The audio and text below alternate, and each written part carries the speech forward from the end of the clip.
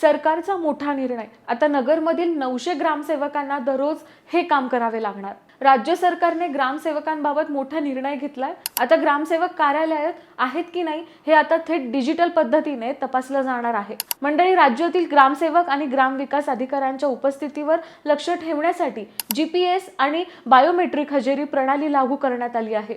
याबाबत राज्यातील सर्व जिल्हा परिषदांच्या मुख्य कार्यकारी अधिकाऱ्यांना सूचना देण्यात आल्या आहेत. अहिल्यानगर जिल्हा परिषदेकडून पुढील आठवड्यात या संदर्भात आदेश काढला जाणार आहे.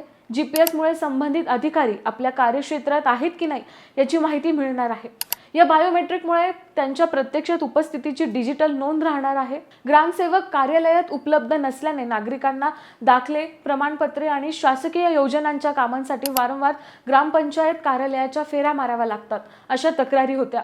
अहिल्यानगर जिल्ह्यात सुमारे 900 ग्रामसेवक आणि ग्रामविकास अधिकारी या प्रणालीच्या कक्षेत येणार आहेत.